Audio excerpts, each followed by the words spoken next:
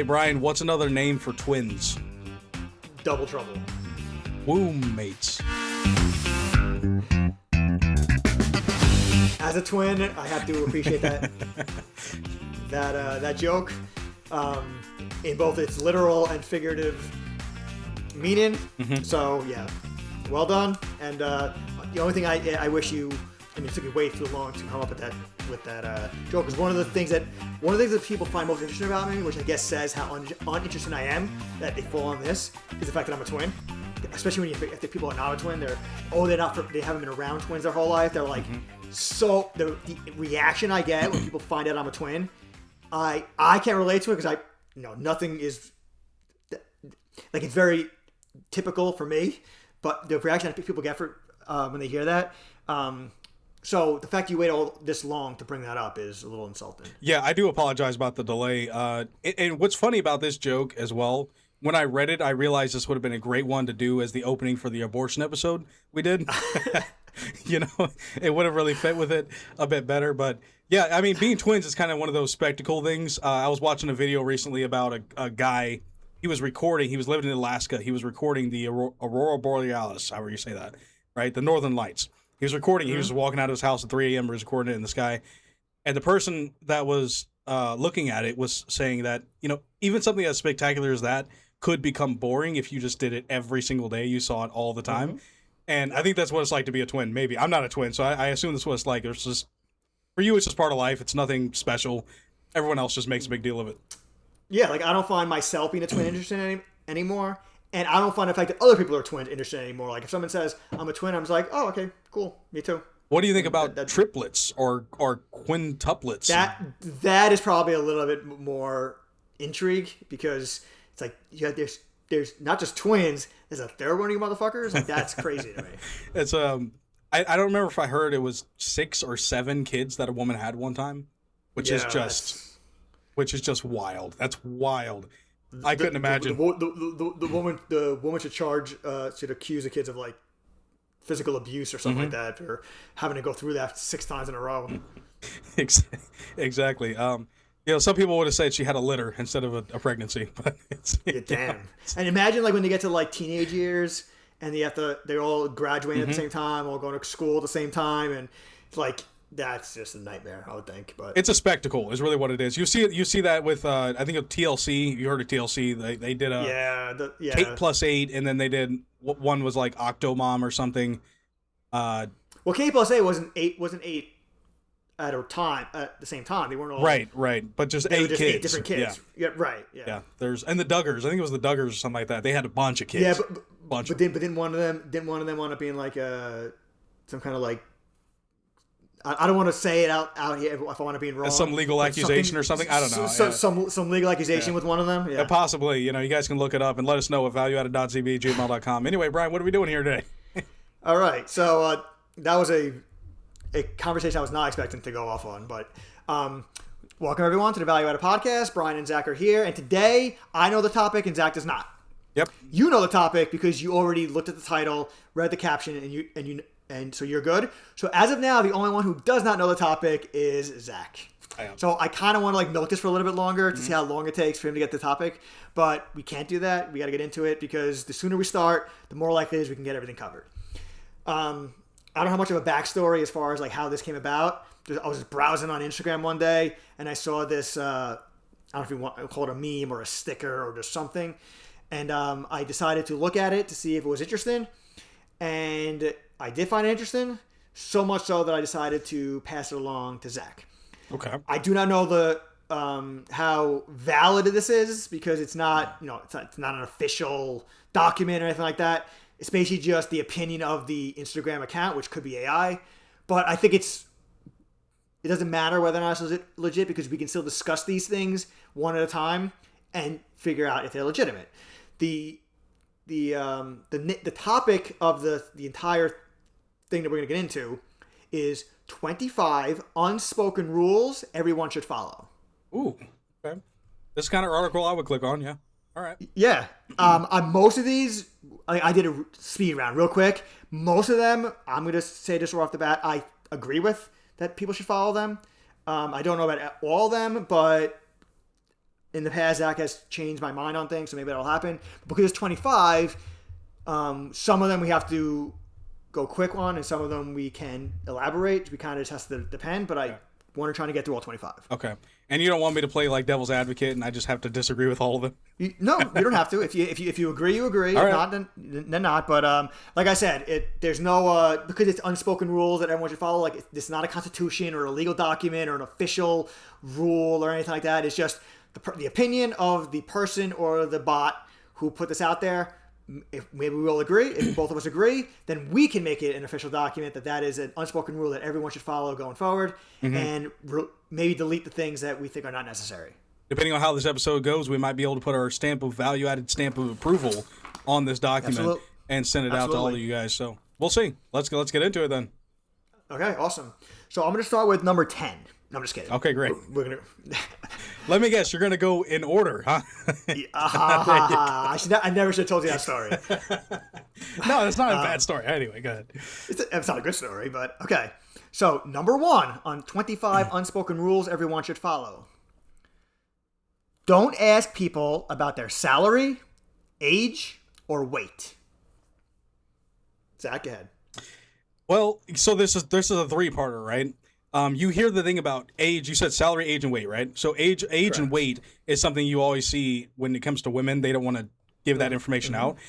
For men, they don't seem to care as much. You know, if I asked for your age or weight, most men that I've talked to in my life are known who just don't care. So, and I also don't care if someone had asked me. The salary thing has always been such an interesting thing to me because the thing behind the scenes is if someone asks me my salary and I make more than them, they're going to feel bad and it's going to ruin their day. I always hated that because I would get started at a company and I would see a guy, he's working the same position I'm working in, but he's been here for 5 years. I want to know what he makes because if I know what he makes, realistically, that's like, okay, well now I know where I can get to, where I can get to. Or if someone just gets hired and I've been here for 5 years and it turns out they're making more money than me, I would justifiably, assuming everything being equal right. Which isn't always the case, but if a guy just starts and he makes more money than me and he works the exact same position as me, that's a reason to be justifiably upset. I don't like the secrecy around salaries. I've never liked it. I've never liked it at any company I've worked at. I get why, but the reason why is some emotional argument, and I think I don't buy into a lot of those emotional arguments in general. So I don't know. That's my thoughts on it. What are yours? Yeah, so to address your first point, to me, it's obvious. The age and weight is normally not, even though it says don't ask people, you can be gender specific for all 3 of them. Age and weight is more about asking women, and salary is more asking a guy. Because just like a guy's first thought would be like, how old is this girl? Potentially, the whole older men like younger women thing. So that could be one of the first things they ask. And if you're someone who is not of a certain age, too old, let's say, then you definitely don't want to say it because now you're disqualified. Conversely, the woman is more likely to be curious about the guy's salary. That's one of the reasons why she's attracted to an older man. Wait. Because of the security and stability. I didn't even consider that. I was thinking of it in like a one person and two people working together asking each other. I wasn't thinking about like dating. That's interesting. Huh. That was my thought. Now, regarding the other scenario, which is what you brought up, I am not big on the salary secrecy either, but it's funny because this plays into what I've said before. There are 2 reasons why people do things: the reason they made it out loud, and the one that they don't. In this case, it's not a person; it's a company. But we'll say the same thing applies. The reason they tell you out loud is it's nobody's business, it's private. It could lead to bad morale, so on and so forth. But the real reason, or at least part of the reason, could be we are underpaying certain people, and we don't want them to know it. Because they didn't ask, they are they're not assertive in that way. They're totally satisfied with the salary that they have. They assume everyone else makes the same as them, so they're not complaining, so on and so forth. So if it turns out that people who work the same positions as them are making more, especially if it's significantly more, they're going to be justifiably asking for a raise, which we don't want because we want this person to work for less salary. So that's the other thing regarding it. So I think in general, it's hard for me to say that this is a specific unspoken rule because there's 3 different parts to it. If each one of these is broken down one at a time, I can say agree with one, don't agree with the other. So because they're all up together, you have to do all or nothing. You either agree with all of it or none of it. And since of salary is something I don't think you can, I don't think there's a problem asking people about salary. So because of that, I have to disqualify the entire rule. Yeah, I'm kind of with you. I think I would disqualify it as well on the same grounds. I do want to comment on the relationship aspect of asking about salaries because that's not something that I considered when I was answering initially. I actually don't like the idea of that, surprisingly enough. And the reason I don't like the idea of it is because it seems to, on one hand, you could of course say, yeah, you're looking for stability. You want to make sure the person that you're with can take care of you. On the other hand, especially when it's asked, I think it's an important question too. If they're asking your salary on your first date, right. This might be that might be a big red flag to say, oh, or okay, before your first date. Yeah, or before your first date. Before when the guy's courting you, it's like, well, before I go out with you, let me know what's your salary. Yeah. Okay, good. Yep, absolutely. And then, of course, all that depends on Scout's honor anyway. You could ask me my salary. I could tell you it's, I make $280,000 a year. Mm-hmm. Yeah, sure. that's what I make. Yeah. So right. Yeah, it's right. Yeah, that's interesting. But okay, all right, disqualified. Okay. Yes, awesome. We obviously have to go a little. Some of these we're gonna have to go a little quicker for because we're not gonna make it for the hour, but yes, we'll sir. see how it goes. Yes, some of them I require more, but here we go. Okay. Number two on 25 unspoken rules everyone should follow. I'm not gonna do it every time. Okay. It's a game show. Return things in the same or better condition. Absolutely. I am with you. The key word this entire thing is return, which already implies that the thing that you have was given to you by somebody else with the full intention and the condition attached that you were going to return it. It's like respect. Consider yeah. Right. The person gave that to you. You didn't have it. You needed it or wanted it. The other person gave it to you, which means that person doesn't have it. So they're doing you a solid, big time. Depending on what the thing is, it could be a really big favor. The least you can do is bring it back in the same or better conditions. Obviously, there are exceptions where something out of your control happens, whatever, in which case there's other unspoken rules that aren't on here, like offer to pay for it, to replace it, things like that. But, if somebody has to borrow your CD and it winds up looking like you got run over by a car, it's like, what the hell do you do to it? Absolutely. I won't harp on this point too long, but we've had to borrow dishes from like my wife's family. They'll leave us with leftovers. We take it home or vice versa. And one of the things that you'll always see, this is unspoken, no one really talks about this. If you're going to return the dish to someone, make sure it's clean. Wash it. Wash it. Wash the dish. You would think that would go without saying. It should go without saying, but you return dirty dishes to someone, that's incredibly disrespectful is what it is. All right, go out on the next one then. This is a good one, especially for the people who love engaging in political debates and emotional tangents and stuff like that. Yeah. Number 3, don't interrupt. Listen fully. Sorry, what did you say? What was it? I was actually going to do something like that right after you started. I was going to jump in, so you beat me to the punch. But I'll take this one first. This one is too broad for me to say definitively that's a rule. Because first of all, sometimes interrupted is necessary, depending on the conversation. And listen fully, like, that's a hard thing to, like, quantify, whether you listen fully. I get the idea behind it. Let the person finish what they're saying before you jump in. But sometimes the person filibusters. Sometimes they go on and on and on. Sometimes they don't let you talk. So sometimes you have to jump in and listen fully. Like, you can listen fully and still not know what the hell they're talking about because they made no sense. So I had to disqualify this rule because of the broadness. Yeah, there are plenty of people out there who can just talk and talk and talk all day long and just, it doesn't mean that what they're saying is any more valid because they just talk about it for a very long time. Yes, I agree with you, Brian, 100%. There are times you have to interrupt. There are times the conversation needs to move on past a point, and someone might want to linger on that point. Well, it's time to move on past that point. So, yeah, this rule, I'm not on board with. Rejected. Yes. So of the 3, we've only kept 1. Okay. Okay, so number 4. If someone shows you something on their phone, don't swipe. The exception to this is if they're showing you a photo album and they tell you, keep swiping until you get through it. But other than that, to me, my response is obviously. Why would anyone even think about exactly. doing that? But, so I agree with this one as well. I mean, depending on whose phone it is, you don't want to be swiping. All right, you don't want to know what else is on that camera roll. Right. Otherwise, you can be throwing the phone down so fast. Yes. Not to specify what my job is, but I had someone send me a screenshot of their phone, and they had all of their pictures underneath, like at the bottom, little tiny versions of all the pictures at the bottom of the screenshot. It's like, I don't need to see all that. There was one of their leg, Right. like a zoom in, they had like a bug bite or something. I'm like, I don't need to see. And this is a side note. Maybe I'm just because I'm like this and very organized. This goes to similar to the complaint I had with you about all the emails.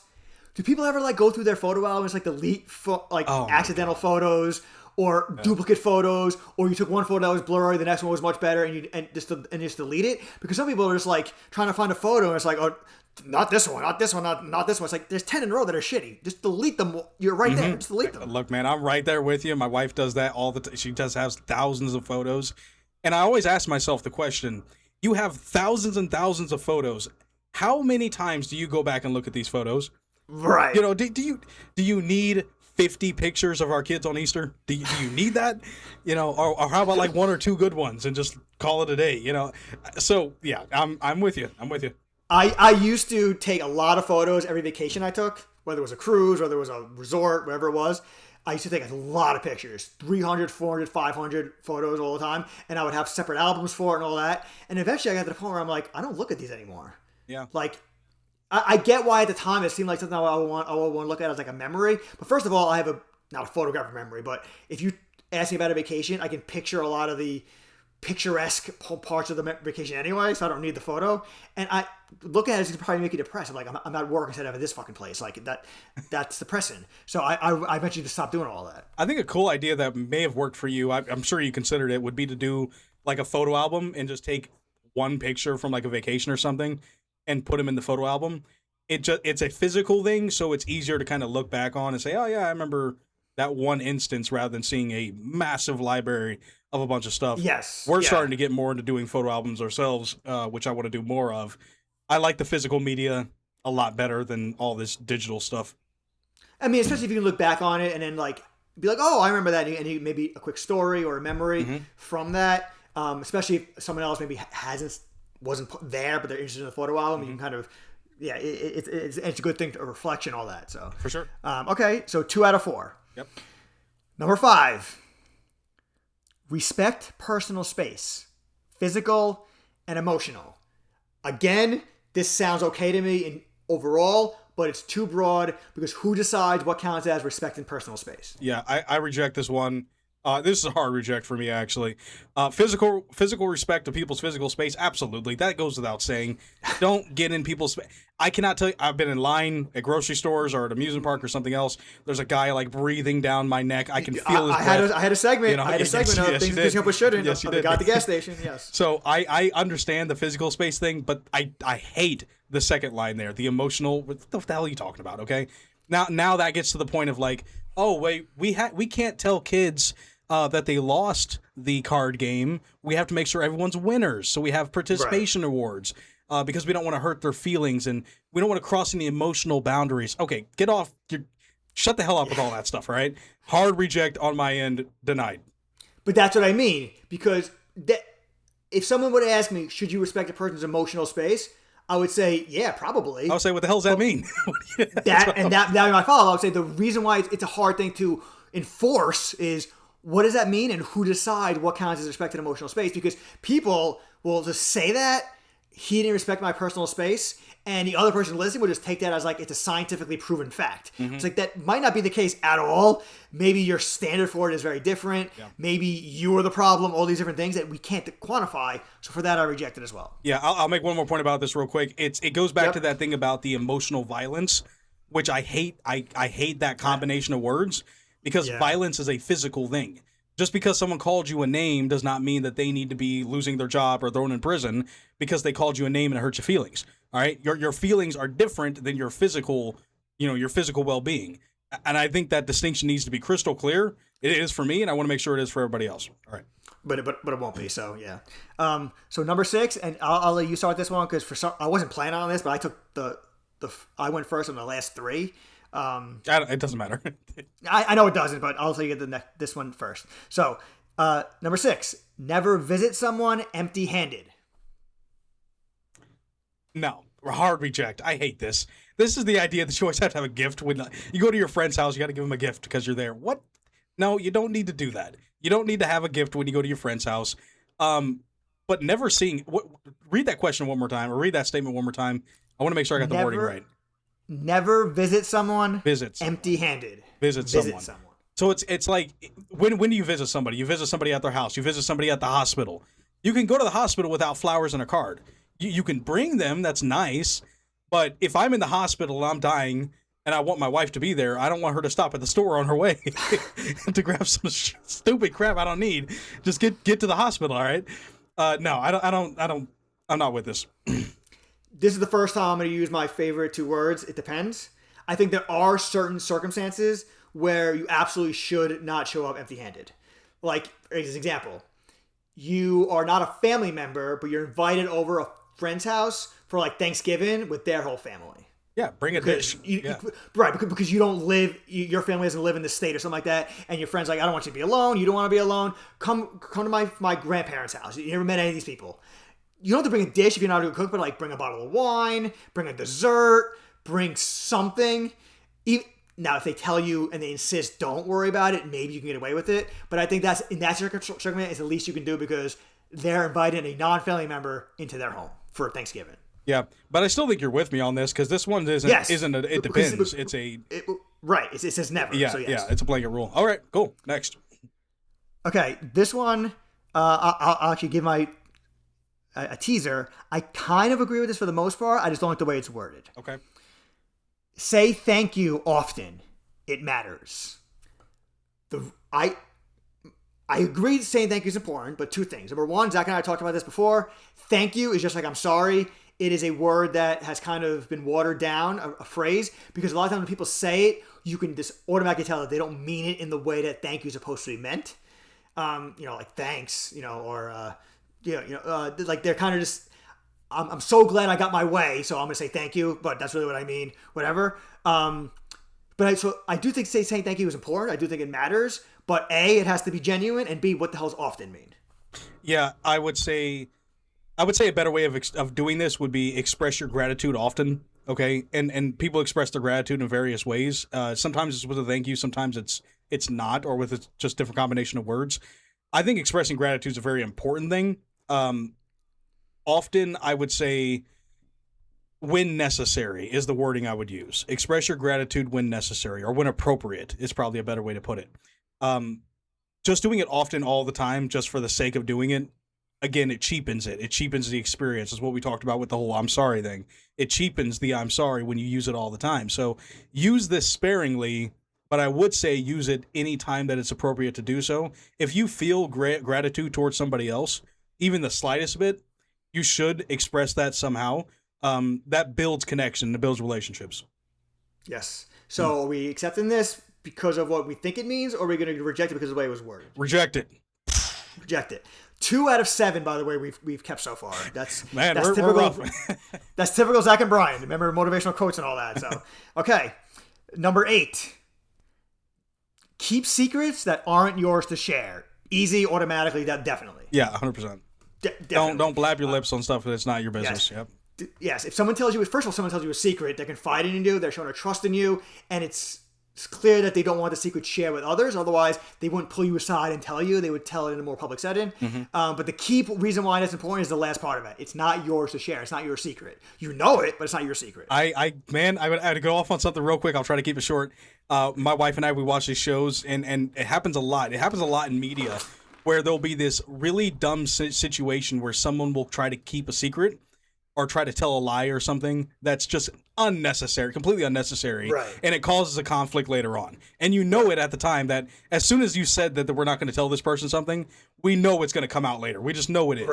Right. And it's so irritating to watch. And so what I say, and I said this to her, I've said this to plenty of people, if someone confides a secret in you, and you know that the thing that they just told you is something someone else really needs to know about, they really need to know about it, right? Yes. If that happens... Right. I'm not going to have an example, but you're right. Yeah. If that happens, okay, what you should do is you should talk to the person whose secret it is and talk to them about how necessary and important it is that they release that information. Now, if we get into the whole legality issue, like if someone did something illegal, it gets a little bit more gray in that area. Yeah. Right. But as long as things are legal, you really need to convince the person to be the one to talk about it. You don't want to be the one spreading gossip. Yes, like if like your friend tells you, I have a somebody chained in the basement downstairs. Don't tell anybody. That you kind of you have to tell somebody that. But you know, if someone was to tell me like I'm gonna, like a coworker's telling me I'm going to a job interview for a good opportunity, and if I get it, I'm gonna quit the job, but I don't want my boss to know yet because I might not get the job. I don't want to lose stand and all that. Right. Don't tell anyone. Obviously, that's not my secret to share. So obviously, mum's the word, especially if it's a coworker who I consider a friend, I'm close with, so on and so forth. So overall, I keep this one. So, and I assume you agree. Yeah, I agree. Let me say one more thing real quick about this. If you imagine, you know, you're a guy, obviously, Brian. I assume so. If you have a buddy and your buddy tells you, "Hey, I've cheated on my girlfriend or something. I cheated on my girlfriend." He confides in you this information. You know, you have the choice to go and tell his girlfriend that he cheated on her, or again, assuming you feel strongly that she needs to know, you can try your best to convince him to tell her. And if he decides not to. But it also depends who the girlfriend is. If the girlfriend is your actual friend, like first, and this guy's only in your life because he's dating her, your loyalty is to her. If the girlfriend is your sister, as an example, you don't owe loyalty to him just because he told you and he said he wants you to keep the secret. So I guess that's a different part of the rule. Just because someone tells you the secret doesn't mean you're automatically loyal to that person. If there's some kind of like conflict of interest, maybe. So that's. I still keep the rule, but there's nuance. In that situation, I would say if it was my sister or someone I cared about a lot, who was my friend first, I would still try to get that person to be the one to do it. Yeah, that would be my first instinct would be to do that. And if that failed, that's when I would go the other route. Like transparency, like you gotta tell her, and if you don't tell her after so and so time, I'm going to tell her because I'm not going to hold this secret over her. Yeah, I'm not complicit. That she should know. Something like that, right? So, okay, but we're keeping that one. That's number 3. All right. Number 9 in 25 unspoken rules everyone should follow. I just haven't done that in a while. Just because it's online doesn't mean it's your business. I'm not sure anyone would think it is your business if it's online. So this is a stupid one, but I guess we should accept it. Yeah. Yes, we agree. Move on. Okay. I have nothing else to say. This one, I got a feeling I'm going to get Zach going with this one. Which one I'm going to let you go first. Number 10. Leave places cleaner than you found them. Okay, I mean, this is kind of just the same as the other one you talked about. Yes. I forget which one it was, about returning stuff. Returning things in same condition, right. And the same thing applies. The same thing applies. It's a matter of respect. You know, you stay at a hotel, don't trash the hotel. You know, I watched a video of a guy staying at an Airbnb or an Airbnb owner or host or whatever they're called, and the place was just completely trashed. The people left in disarray. Now, they're going to get charged for that. But regardless, it's a lack of respect when you take someone else's and you damage it or you treat it poorly. It just shows no respect, and that's another one of my big issues with society. But I'll end it there. My first thought was what you just said: hotel rooms, resorts, whatever. When like you see, like obviously, if you have like a family, a bunch of kids, there's going to be a mess. There's going to be toys maybe somewhere, clothes on the floor. That is not a big deal because when you leave, you remove the toys, put in the suitcase, remove the clothes, put in the suitcase, whatever. You know, if the bed is rumpled, that's not a big deal. But I don't think that's what you that's not what you mean, obviously. No. But like leaving trash all over the table. Why is there garbage on the floor instead of in the garbage can? Why is there a hole in the wall? Why is like the smoke detector hanging off by a thread? Like what the hell did you do? Is this like Hangover in real life? The movie Hangover in real life? Like, I don't get it. To me, obviously this is automatic. And forget about hotels. You stay at somebody's house, then it's even more of a rule. Mm-hmm. Yeah, absolutely. All right, let's move on to the next one. That's a good one. That's a good one. This one's gonna get me going. This is actually a throwback to a rant that I had on things that piss me off but shouldn't. Number 11. Stay quiet in movies or performances, you freaking morons. No one's there to see you. I reject this rule. You know why I reject it? Because this is not an unspoken rule. They literally say this over and over again. This is very much spoken. Fair point. But for the purposes of what the spirit here, we're going to accept it. But to me, this is obvious. And I don't understand why anyone would do this. You're there to see a fucking movie while you're talking. Okay. Yeah. If you're making really good, want to talk in a movie, do it at your house. All right. Talk to your friends at your house. That's fine. As a side note, people who talk to their movies are annoying anyway. Why are you talking during the movie? Wait. But okay, we're making actually a good time because we're about halfway through, and we're almost halfway through the 25 unspoken rules. We're at number 12, so we're doing good as far as time. Let's get through number 13, and then we'll just take a break. Yes, awesome. Number 12. This is a tricky one, so I'm gonna let you take this one first. All right. Let people exit before you enter. You know, I've never really thought about this, but I've always done this. I don't think I've ever like seen someone coming out of a store like, "No, me first," and rush into the store. You know, I've naturally done this, but I've never really thought about it. I think it goes back to what a lot of these go back to, which is just respect. You know, I respect that you're. I don't know. It's hard for me to quantify. I get that you're coming out of the store. I'll wait for you to enter, but if anything, I could say this point probably depends a lot on the proximity, right? If someone's about to leave and you're approaching, of course let them out. Yeah. But if you're at the door and someone's like, I don't know, 15 feet back, you know, yeah, get in the damn store. I mean, This is a situational one. It's tough. This one is a perfect example of why some of the earlier ones we had to reject, because who gets to decide what's acceptable under the circumstances you just said? Even if everyone agrees, oh yeah, there are certain times where it's acceptable and sometimes where it's a little much and you can do it. But what if there's that gray area where one person says yes, one person says no? I think a good rule in general is let people go before you go. But the problem is if both people follow that rule, they're both just gonna be standing there. So someone has to have the right of way. So if we're gonna go with the right of way, I guess we can decide that exiting over entering. Overall, I don't. If the purpose of this rule is to enforce letting people go first before you go, then I'm for it. If they say exit over entering, then I think it's situational. So yeah, I'll share a quick example with you about something. It's making me laugh because it's hilarious. These two cars pull up opposite or perpendicular, I think is the way to put it, right? Perpendicular to each other at a four-way stop, right? Guy gets out of the window, hey, come on over. The other guy's like, no, you do it. Yeah. And so they do that back and forth a couple times, and then one of them starts inching forward a little bit, but the other one also starts inching forward because they think it's good. By the end of it, they're both just sat there cross-armed because they're like, I'm gonna wait. You've already committed. And then the guy behind you spins around, spins his tires, like, fuck this, I'm just going. Yeah. All right. Number 13. So I'm gonna reject that one.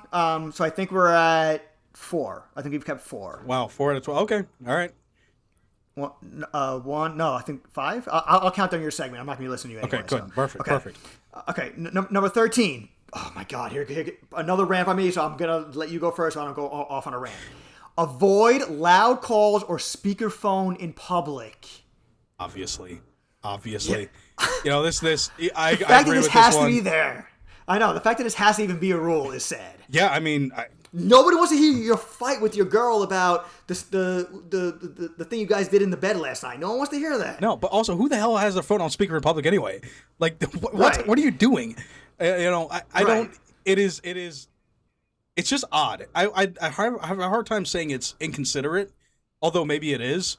It's just odd behavior that doesn't really make any sense. Yeah. And for the most part, I don't really want my conversations televised anyway. You know, that's for me to know, not for everyone else.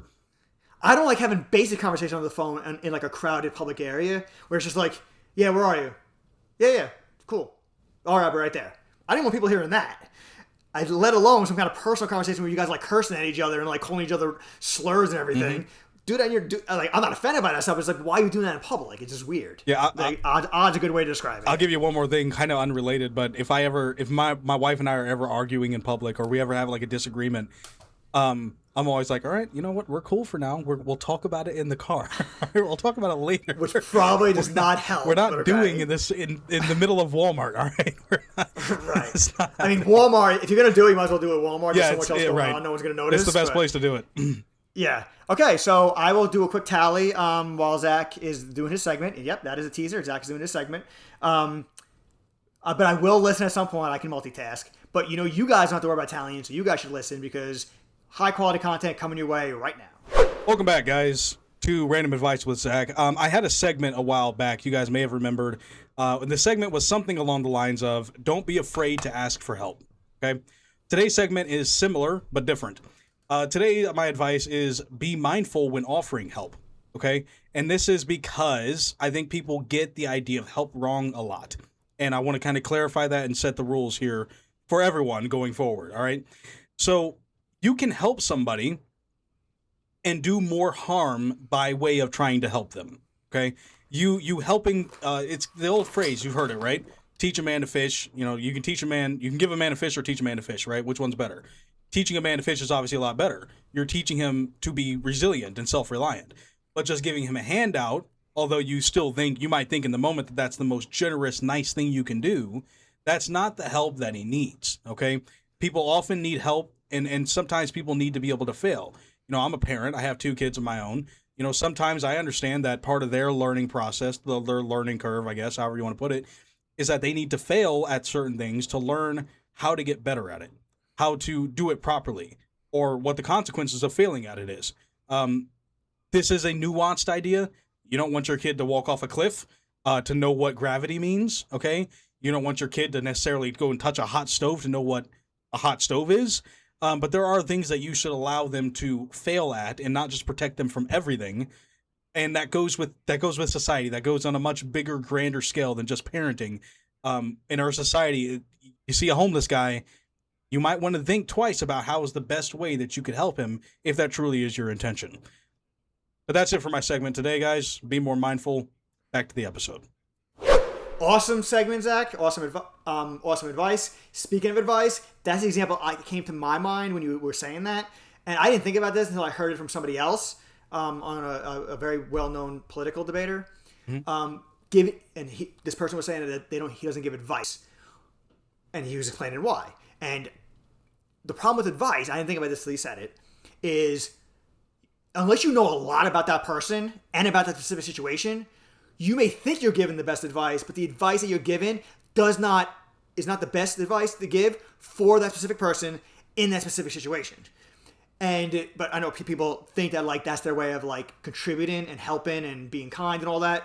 But advice is something you have to be very careful with, because unless you know the ins and outs of everything going on, you may steer a person down a terribly wrong path, unintentionally, unknowingly, but it happens anyway. So yeah, that was my example. No, I actually know some real life situations that are exactly like that. Advice that would work well in one situation might not translate well into another. So it is important to know, it's important to know your audience. It's important to know who you're talking to. But yeah, that's okay. Good feedback. Back to the segment. And by the way, we're after 13 rules. We have accepted 6. Okay. So we're doing half and half. We're good. We're almost there. So number 14, 25 unspoken rules everyone should follow. Zach, I'll let you take this one first. All right. Appreciate effort, not just results.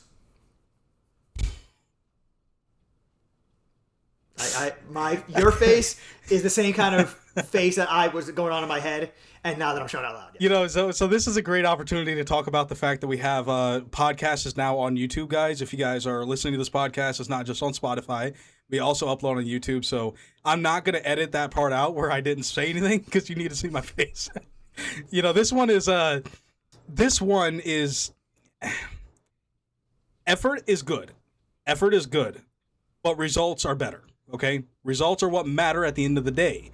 Okay, whether you put your effort into something, yes, it shows that you care. It shows that you're trying, which is good to be able to redirect you to the point where you can get the results that are desired, whatever desired result we have. I actually need you to read that again. I want to know the particular wording it used. Okay, appreciate effort. Appreciate, not just results. Okay. In a way, I have to agree with this, because it's asking you to appreciate the effort and not only focus on the results, and that's okay. That's an okay thing to do. I can agree with that statement. I just don't like an interpretation of this statement, which is effort is more important to recognize than results.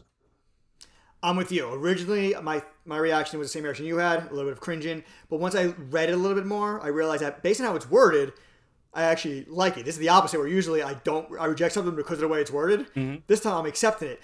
First of all, it's not saying always appreciate effort instead of results, because sometimes there are situations where the effort is just giving a good effort is not good enough. I've made this comment before, usually jokingly, but it still applies when someone says, always do your best. And my response is, unless your best isn't good enough. Yeah, exactly.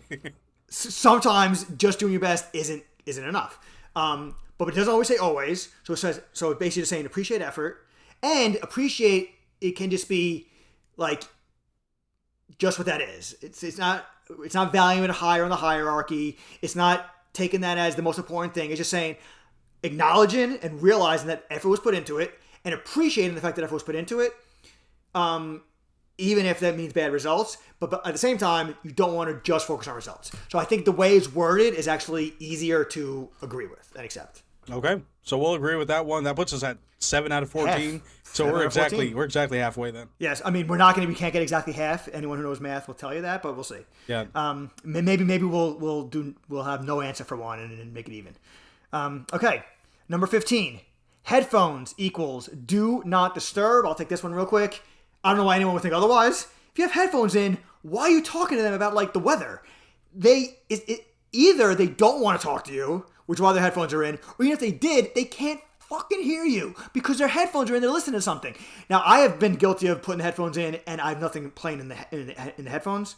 I just do it to get people the idea that I'm listening to something and can't hear anything, or hope that people get the hint that I don't want to talk. Not everybody follows it, but to me, I think this is an obvious one. You know, I'm with you, Brian, but of course, the first thing that popped in my head when you read that was you have headphones in and you're sitting in a library, the building's on fire, but you're reading a book, and someone looks over, oh no, he's got headphones on. Okay, we can find an exception for every one of these rules. Yeah, I know. Obviously, I know what they're trying to go for, so I'll agree with it.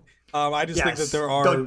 Don't be bad faith, Zach. Yeah, I know. There's circumstances, okay? I'm just saying. Of course. Circumstances for all of them. So, in fact, next episode, guys, we're going to do these same rules, and we're going to come up with a exception that either something that we rejected, an example of something that we would accept the rule, or vice versa, and that's going to be our next episode. So stay tuned for that. I'm kidding. Don't do that, guys. Okay. All right. Okay. Number 16. Don't ask personal questions. And as an example in parentheses, it says marriage/kids. Zach, you go first. To who? Bingo. That was my thought. What the hell? This is so dumb. If you're on a first date, now obviously there's some questions that maybe you don't. Are you married? Away. Yeah, that's a good question to ask on a first date. Right. Or just also those are just two examples. There are other questions not about marriage and kids that are also personal. But if you want to get to know the person, how else are you going to know unless you ask? Sometimes you don't have to ask. Sometimes it just comes up. Yeah. So I think this key thing is, depending on who you are. If you're on a bus with somebody, don't just be like, so how many times have you had sex in your life? Like, that's obviously a no-no. Right. But if it's someone you just met and you want to be friends with the person and you are developing a closeness, why not ask those questions? Yeah. So yeah, I'm with you on this one. I'm just going to reject this one flat out because that's a dumb statement. And we rejected and we accepted the other one, so now we're still at 500. 8 out of 16. Okay. Number 17. Oh boy, I got a feeling I'm already gonna get going with this, and I think Zach's gonna get going with this one. All right, let's see. Number 17. Keep your phone away during meals. Am I going first on this, or are you? Yeah. You want me to take it away? Yeah. All right. So yes, absolutely. The distractions are ridiculous. Now it seems like everyone has their phone in their hand at all times. Their nose is in their phone all the time. Put your phone down for a lot of things. Whether it's for a meal or, here's one I'll give you. When you're talking to somebody else, your phone should not be in your hand. Right. Okay? It is highly disrespectful, especially if you're looking at like a TikTok video while you're trying to talk to someone or someone's trying to talk to you. Incredibly disrespectful to do. And when you're having dinners, there's, in the modern age we live in, there's fewer and far between times for people to kind of connect in their daily lives. Mealtime is a great opportunity to do that. You don't need a screen in front of you. Granted, I eat sometimes with a screen in front of us because we'll sit down in front of the TV in our living room or something. It's not the same as a bunch of people sitting at a table or at a restaurant together at a table and everyone's looking at their phone. That's ridiculous. Yeah, I'm with you. I guess a couple of additions to the stuff that you said. I had a rant about this as well. The guy who didn't get his brother out of the middle of the street because he was too busy on his phone. Get your face out of the phone for 2 seconds. Not that important. But in a way, the looking at your phone is a modern version of headphones, and like do not disturb. So if a person is on their phone, and maybe you can tell they're watching some kind of TikTok video, it doesn't matter what they're doing, but they're on their phone and they're engaged in their phone, that might be an indication to not talk to them. So that's a situation where I'm like, if the person is not engaging back with you and they're stuck in their phone, they didn't initiate the conversation. They don't want to talk to you, or they don't want to talk in general. So leave them alone. But what you're talking about, Zach, is not that. You're talking about the other person is actively engaged with a conversation with you, and while they're talking, they're trying to like multitask. And it's like, if what you're looking at is more important, then don't initiate the conversation. Don't have the conversation at all. Get back to it. But people, they can't turn away from their phone. It's ridiculous. I accept the rule though. Yeah, I do too. I'll peel back the curtain a little bit. I argue with my wife sometimes about this exact thing. I'll try to talk to her about something. She'll have the phone, and I say, "Okay, we'll talk later." That's fine. We'll just talk later. It's good. Yeah. You parenting your wife. Excellent. Okay, number 18. Never make fun of someone's appearance. Reject, Zach. Of course I'll reject this. Are you kidding me? There's plenty of people who want to make fun of. Have you seen the... Okay. I'm not going to go there on this episode. You know what? This episode is very politically neutral, I think, for the most part. So I'll keep my more spicy comments to myself on this one. But yeah, some people need to be judged, all right? And the key thing is make fun. I know back to what you said before about people think words is violence and all that. But if the worst that happens, if the worst that happens based on your appearance is somebody makes fun of you, you'll be fine. It's not a big deal. Yeah, you know what? This all goes into, and I guess I'll share something else here. I know we're getting close on time, but we got it. I was watching a video from the 50s, from the 1950s, and the 1950s, 1960s era, right? And I'm looking at this image of like people walking on a street or walking to businesses and stuff. Everyone's really nicely dressed. Everyone's presentable. Everyone's taking care of themselves. And you take that, if you were to take that same picture today, you're going to see sweatpants. You're going to see a woman with just walking around with a bra on and nothing else. You're going to see the most unkempt people who just don't care at all about their appearance, don't care at all about society's opinion of how they look, and don't have respect for the society they live in, enough respect to make sure that they're presentable for it. If we brought back some more harsher judgments, because at that time, if you would have walked around in pajamas, you wouldn't have been allowed to enter the store. You wouldn't have been allowed to enter the movie theater. You would have been kicked out. You would say, come back when you learn to be an adult, okay? If we did that now, we would see the same improvements that we had back then, but we're not going to. I hate this idea because this is what you're talking about. That's what we've adopted, and that's not the right way to. It's not good. It's not good. Yeah, it's funny, and then we still claim to be oppressed, even though we can get away with all that stuff. It's like what I've said. I've heard people say this before, usually jokingly, but it's not completely incorrect. Bullying Bill's character, obviously to a certain extent, within reason. There's a point where it's too much, but I get the idea behind it. Okay, number 19. I'll just say this off the bat. I reject it because of the way it's worded, so I'll just leave it at that, and then we'll see what Zach says. Respect boundaries, spoken or unspoken. Yeah, fucking hard reject, man. Oh my god. I know the way it's worded. Oh, I didn't. Yeah. I didn't say that you were crossing my boundaries by not paying me $250,000 a year, but you did. So you need to respect that.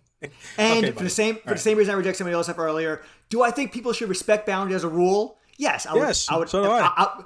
But you can't make that a hard enforceable rule because who determines whether or not boundaries are being respected? So there you go. All right. Yeah, and people's boundaries are different too. You got to keep in mind. Yes. So we're 9 out of 19 as we go to question number 20. Okay. Not question 20. Rule number 20. Unspoken rule number 20. Yep. Don't stare. It's uncomfortable. I guess I agree with this. I agree too. Stare, look is one thing, but staring. Why are you staring? But you asked a good question. Why are you staring? There are times where staring is necessary, or that there's a reason that you would want to be staring at someone. Also, I also hate this idea of the male gaze. You've heard of this, Brian? The male gaze, if I find a woman attractive and I, say I was a single guy, I'm not a single guy, I'm happily married, but if I was a single guy and I found a woman attractive, if I look at her and my gaze lingers longer than a half a second because I'm not interested, if I am interested, naturally my gaze will linger, okay? I'm not just going to stand there and stare at her all day long. I'll go over and talk to her. Right. It's there's a certain point, and I get it. I think a lot of it's been kind of convoluted in such a way, it's been distorted rather in such a way that any guy who stares at a woman for, let's say, 2 seconds, two, right? Because 2 seconds is a little bit longer than a glance, but now you're a creep because you stared at her for 2 seconds. 2 seconds is nothing, okay? Yeah. You might have been trying to walk over or trying to muster up your courage to go speak to her. Right. There's a difference between the guy standing there for an hour in a bush staring at you in your every move, okay? There's a major difference. We need to be able to distinguish that. Well, yeah, so just like all these rules, there's certain areas where you can take it to an extreme and say, based on that, I reject it or now I accept it.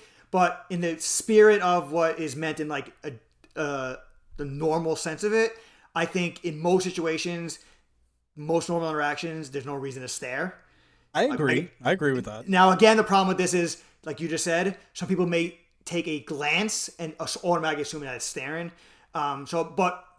That interpretation is different than the rule itself. So based on the rule itself, I'm going to accept that rule because I don't see a need to stare. Yeah, I mean, going based on what you're saying, I would also agree. It's just difficult because there's so many circumstances. Attraction is one, but of course, you see a parent beating their kid or something, you're going to stare at that person because there's a reason to be looking. But I guess the way to go about this is based on what you would qualify as staring. In most of those circumstances, would you think it's appropriate to stare based on what you qualify as staring? In most cases, you probably would say no. Yeah. So we'll just go with that. We'll agree with it then. Let's. All right. 21. 10 out of 20. 21. Yes. Time to drink. Woo. Yeah. So, and we're 10 out of 20. So we're right there for our goal that we started halfway through, ironically, about getting halfway. So, there you go. Number 21 in 25 unspoken rules everyone should follow. Don't record or post people without permission. Am I going first on this? Mm-hmm. I disagree because when it comes to like pictures of somebody, if you imagine for just a moment that everyone did this, nothing would ever get posted, okay? Almost nothing would ever get posted, okay? Because you take a picture of the family. You got like 10, 15 people all together. You take a picture of the family and you put it on Facebook. Did you ask every single one of those people if they consented to be on Facebook? That's so ridiculous. You ever see a video, I watch videos of people going in and walking around in different countries. I find it interesting to see what the countries look like. There are pedestrians, okay? If they asked every one of those pedestrians for their consent prior to uploading the video would never see the light of day. It just wouldn't, okay? There is this idea that consent is the most important thing, and I find it really dumb. Yeah. I won't get into it too much, but bear in mind something else, because we're just talking about uploading it. You are almost always on camera, okay? We are living in a modern day where almost every traffic has a camera. Every traffic cam has a camera. Traffic light has a camera. Most people in vehicles have dash cams. Every business has cameras and security footage. Okay, and pretty much everyone you see walking around has a camera and a video recorder in their hand that they can easily turn on at any time. Just assume you're on camera. Okay, that's at this point. There's no reason not to. Yeah, I mean, I've been. Praise is a strong word, but it's been commented to me that I have become very good at taking pictures when I'm on vacation and stuff. And in the picture, there's no people. And I don't mean like a picture of my room where the only one that could be in the room is me, and I'm on the other side of the phone. Like I'm like outside at the pool, and I take a picture of the entire pool, and forget not even a lifeguard. In the entire picture, there's nobody there. And everyone's like, "How do you do that?" I'm like, "Well, I don't just like stand there forever and just wait for some. No, I wait. I look for the right moment where I see nobody. And I'm like, here's my chance. I take a picture, not because I don't want to like disrespect the people, because I don't want some random fat person in my shot. Like I don't really care about that. But if you're taking the position that Zach was arguing against, the position of you must ask everyone for consent. Good luck taking a picture in Magic Kingdom with the castle in the background. Without anybody, even I couldn't do that. So good luck with that. So let's forget about what the rule is saying and what it actually means. Because I don't think they're talking about people in the background of a family photo. I think they were talking about like you're filming somebody who's drunk on the street and is saying kind of racial slur, and then you're gonna post it on Facebook and say, "Look at this white supremacist, racist idiot," and then suddenly everyone's shaming him on the internet, and how this person is like answering for something. He's like, I didn't know I was being recorded. I was drunk. I didn't know anything was going on, and now I'm like villainized by the internet. I think in that kind of situation, there needs to be some kind of enforcement, some kind of rule in place where it's, I didn't sign up for that. So that's where I think the rule is getting to, in which case I agree. But because it doesn't say that specifically, I got to reject the rule. Yeah, I'm with you on rejecting it. I will say one thing real quick, just for the audience here. Bryan is a liar, and I have to point this out right now, okay? The reason he got that shot of no one in the pool is he yelled, "Bomb!" And everyone ran away from the Everyone's pool. running, and while everyone's running past me, I'm just going like this. That's right, he's taking the picture. All right, let's go. Perfect. Oh, sorry, And guys. he's like, just kidding, guys. All right, and they all came back. They all came back. So that was the secret that Bryan was hiding. All right, next one. Zach, rule number 8: keep secrets that aren't yours to share. God damn it. Oh, you got me on that one. You got me on that one. All right. Number 22. This one I can probably be quick with. Number 22. Reply to messages. Even a short reply is fine. For the most part, I think you should, but the conversation has to end eventually. So I'm going to say this is not always true. Yeah, I also agree that's not always true. This is another dumb one, but I understand the reason behind it. As someone who relies on communication, I need you to respond, okay? I need you to respond with something. Even if I ask you, Bryan, are you going paragliding today? Just say no. Just say no. It's that simple. If you're not doing something or you don't have an answer, you just say no. But you can't do it with everybody, and I get it. Communication is something I'm really big on. In principle, I agree with this one. It's just in practicality and reality, it's not always necessary. Yeah, because let's say you respond, you want the conversation to end for whatever reason, and so you respond, you're like, I got to respond, so I have a short reply. Now the other person is obligated based on this rule to give you a reply to your short reply. So what you guys just do LOL back and forth forever? Like someone. Let's try it out, Bryan. Let's try it out, Bryan. Bryan, are you going paragliding this weekend? No. Oh, that sucks. Yeah, I guess, but I don't like paragliding. Yeah, I think it's cool. Well, you're wrong. Okay, have a good one. Good talk. No, you know what, Bryan, you probably hate this the most because you've always been a big proponent of hating small talk, and this encourages a lot of that, right? 100%, yes. Which is why I reject it. All right, so we need to catch up because we're only at 10 and we have only 3 more to go. So we got to get at least 2 of the next 3 because 12 or 13 would qualify as half. Well, we'll see. So we'll see. Yep. I'll already tell you right now, this is an easy one for me to accept. Number 23, be on time. It shows respect. You already know my answer, Bryan. Accept, 100%. Yes. You lazy bastard. I'm known for being at places way earlier than I should. And part of it is just my own anxiety and worried about being late and shit like that. But also, I'm having respect as a shift, for example. Me being on time means that somebody else can leave on time. Mm-hmm. And so on and so forth, and then operation can continue, things like that. If I'm meeting somebody at like a restaurant for like dinner, me being on time means that they're not sitting there like an asshole waiting for me to show up, thinking if I stood them up and all that. So it shows respect, easy accept. Yep, 100%. Okay, number 24, give credit when you use someone's idea. I accept this one too. So do I. I mean, I have a hard time thinking of situations where you wouldn't want to do that. Well, plagiarism. Yeah. But like you want to take credit for someone else's I understand idea. When someone would do it, but I'm trying to think of a situation in which you wouldn't do it, and it would be appropriate to not do it. Oh, I see. Yeah. Which is really hard to do. Even like little situations where like, I'll peel back the curtain on the podcast for a second here. Right now we use a song, Sigma Art, I think it is. We use a song by Sigma Art in our stuff right now, and from what I remember when we were first looking at this song, you're not required to attribute the artist in your description. But Bryan, who does all of our descriptions and does all our writing, as our resident author here, has consistently done that the entire time we've had the podcast, right? So it's an opportunity to attribute credit, even if it's not necessary. I just think in general it's a good practice to do, to attribute whoever did something. I guess I agree. Even a little thing like, my God, this dish you made is great, and it's like, someone showed me how to do it. Mm-hmm. It's not their idea per se, but like give credit, accept a little bit. Like I made it myself for sure, but somebody else helped along the way and acknowledge that. By the way, we gotta stop saying peel back the curtain. At this point, we've said it so many times, we might as well get rid of the curtain altogether. There's no more curtain. We're curtainless here at the Value Added Podcast. I was about to say, is it one of those phrases where you say it too many times and it starts to lose all meaning? Yes. So this is dramatic because we're 12 out of 24. So if we accept this one, we accept more than we reject. If we reject it, we reject more than we accept. If we reject more than we accept. We weren't even trying to do this, and it worked out this way. It just happened to work out. Okay. All right. Okay, number 25, and the very important 25 unspoken rules everyone should follow. Be kind when no one is watching. To who? To me, the only pushback I have to this is it depends what you mean by kind. If we're going by my definition of kind, which, you know, sometimes you don't have, it's hard to explain in words, but I know what I think of when I think of the word kind. I think I would accept this rule. I would as well. I'll talk about something called, and it's big with me. It's called integrity. It's doing the right thing when no one is watching.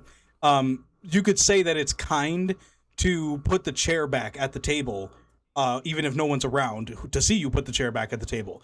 And of course, this is something, if we're thinking of kind in that regard, it's kind to put things back where they belong. It's kind to return the shopping cart when no one's looking. There we go. That's exactly what I was going to say. You know, these are things that are kind to do because you're showing respect and care for other people. I agree with this 100%. Wholeheartedly, I agree with this. I'm actually surprised that we agreed with more of these than rejected. I thought I was going to reject a bunch of them, but... Well, remember, I said at the beginning, when I shotgunned it without thinking about it, I agree with most of them, way more than 13. It was just after I read them out loud, we talked about it, where I started rejecting them. But because a lot of these sound easily agreeable if you speed round it, if it's just, clear your mind and just first thing that comes to your head. Some of these initially sound like something that's easy to accept until you look at it a little bit more. Well, speaking of things that are easily to accept, we have an entire series about shitting on motivational quotes, okay, guys? And basically, I'll give you a little teaser here. We do this series where we got all these motivational quotes. They all sound great, but when you peel back the curtain on them, you see that there's some real issues with those motivational quotes. And so you guys can go listen to those on Spotify. It'll be fun. Yes, that one does not accept or reject. That one is all reject. We reject every single one of those. But, okay, so there we go. And we made awesome time. We're getting really good at the timing thing. There we go, everyone. That was 25 unspoken rules everyone should follow, which has now been amended to 13. The lucky number 13 unspoken rules everyone should follow. I'm not going to go through them again. If you care enough and you want to know which ones we accepted, let us know at email at valueadded.zb@gmail.com, and I will go one by one and print it out for you. But if you listen to the whole episode, you don't need to know. You remember, you were with us. But there you go, Zach. So the surprise is over. We did it. How do you feel?